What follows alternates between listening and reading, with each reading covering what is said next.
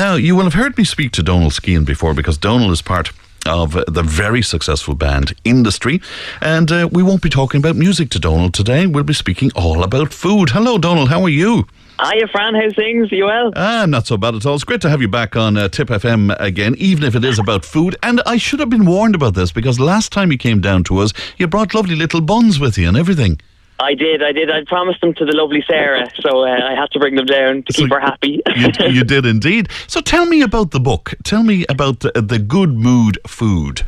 Okay, well, the book is based around, it all came about when I started writing my food blog back in 2007, and that was all about kind of fresh, healthy ingredients and, you know, using them in my recipes. But Mercier Press, which is a Cork-based publisher in Ireland, and they came on board and asked if I wanted to write a book for them.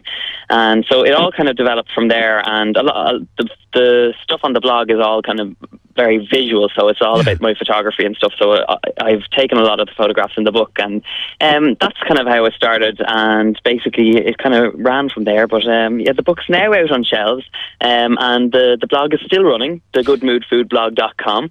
And I mean, I would have started cooking from a young age. My parents run fresh cut fruit and veg services in Dublin, right. And so I've always been surrounded by fresh fruit and vegetables. And like, I remember being dragged into work by my dad at 3 a.m. to Smithfield Market, and he'd show me all the amazing fruit and veg, which like most supermarkets miss out on. But my aunt Erica Ryan, she's also a food stylist, and I guess that's where my love of food photography came into play. And I did a lot of work experience with her and some major food photographers, so I learned all the tricks of the trade, painting chicken bums and making things look beautiful. But that's where it would have started. Okay, I won't even go any further on that particular practice. Probably better off.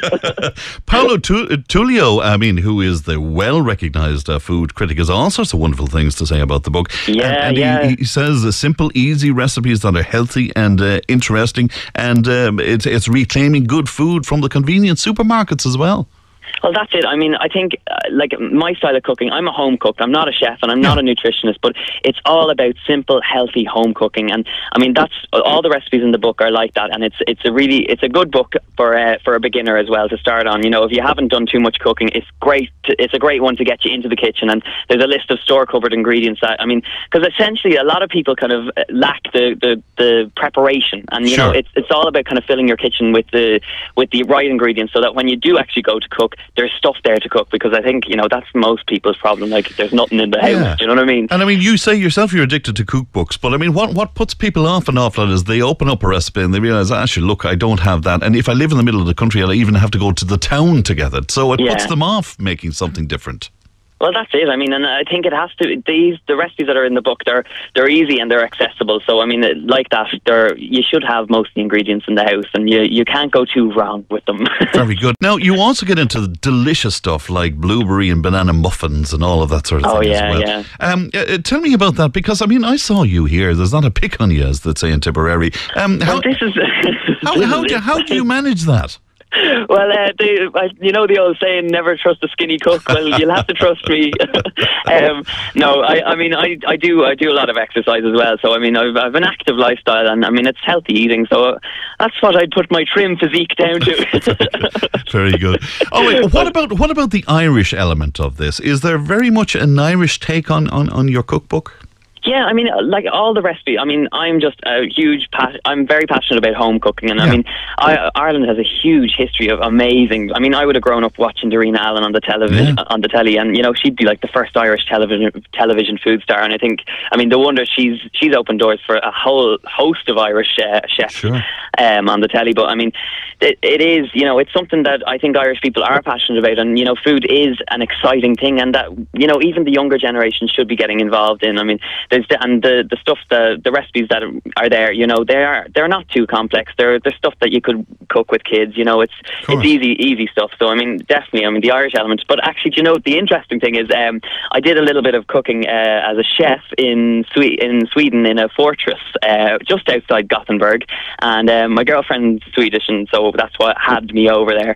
But so there's a little bit of a Swedish influence in there too. There's a few recipes there, but yeah, no, I mean, and you know, that's the thing about food. You know, you go to different countries and you pick up so many different elements, and I think that's the thing that can connect so many different cultures. I mean, there's so much stuff based around food that can keep you, you know, of course, fascinated by it. So. And the idea of us eating out, I mean, with the way money is gone, we can't afford to do so. Certainly not as much as we used to do. And maybe the cookbooks will be out again at home, which is a good thing. Well, this is it. I think I just hope that people get back into their kitchens and start cooking. Yeah. I mean, it's where most. I mean, I was speaking to my grandmother there, and I mean, I haven't really picked up on the fact that she's an absolutely amazing cook, and that's really where, like, my mother would have learned how to cook from her, and this is the way our families have recipes, and you know, tap into that. Learn how to cook from your parents, or learn how to cook from your grandparents. I mean, that's the beauty of family life and cooking. And it's the way it should be. Fantastic. The book is called Good Mood Food, and I presume it's in all good bookshops as we speak. It's in all. I've always wanted to say that, Fran. The book is in all good bookshops, and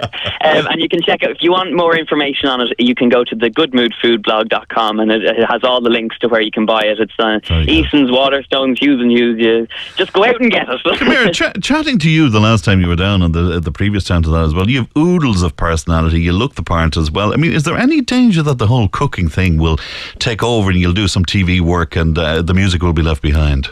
No, I mean, I can't see the future yet, but definitely. I mean, the way my life is, I like to keep a balance between the two, and I mean, there's two things I'm hugely passionate about. I mean, and thankfully the music is going absolutely brilliant, and we've done the next year. We'll be down to you again with the whole lot of us, and with the next single's out next month. So we look forward to it. But listen, next time round, I want the blueberry and banana muffins. Is that okay? Right, you're on.